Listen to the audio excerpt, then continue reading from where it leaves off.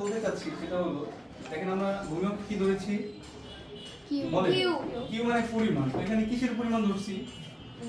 যেহেতু আমরা যদি চাহিদা রেখা অঙ্কন করি তাহলে চাহিদার পরিমাণ, আর যদি যোগান রেখা অঙ্কন করি তাহলে যোগানের পরিমাণ। আর লম্ব কি ধরছি? দাম। আচ্ছা দেখেন তো দাম কত কত আছে? 1 2 3 আমরা ধরে নেই 1, এখানে 1 হলো, এখানে 2, এখানে 3। আর চাহিদা যোগান মিলে কত কত আছে দেখেন তো?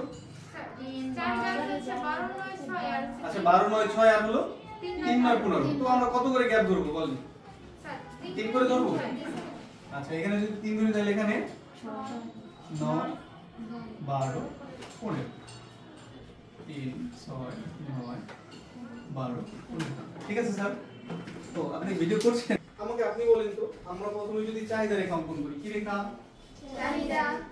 আচ্ছা চাহিদা রেখা যদি অঙ্কন করি, আসেন 1 টাকা দামে চাহিদা কত?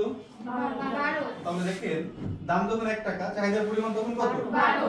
তাহলে 1 চলে যাবে কার কাছে? 12 কাছে। 12 কাছে। এখানে একটা আমরা বিন্দু দিয়ে দিই। আচ্ছা বলেন তো 2 টাকা দামে চাহিদার পরিমাণ কত?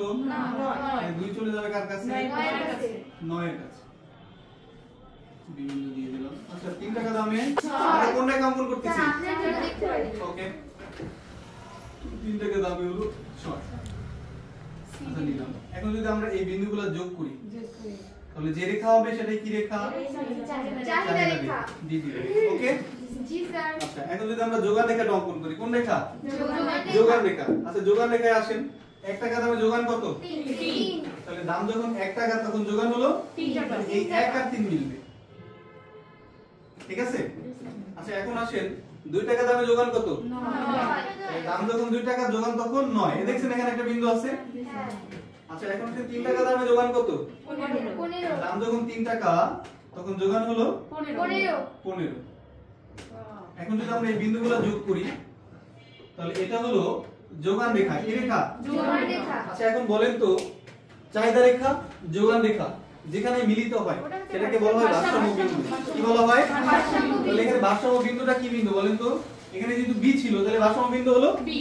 তাহলে এই ভারসাম্য বিন্দু থেকে যদি আমরা দামের দিকে যাই তাহলে এখানে কত পাচ্ছি? 2। সুতরাং ভারসাম্য দাম হলো 2 টাকা। ভারসাম্য বিন্দু অনুযায়ী আমরা যদি পরিমাণের দিকে যাই তাহলে পরিমাণ কত?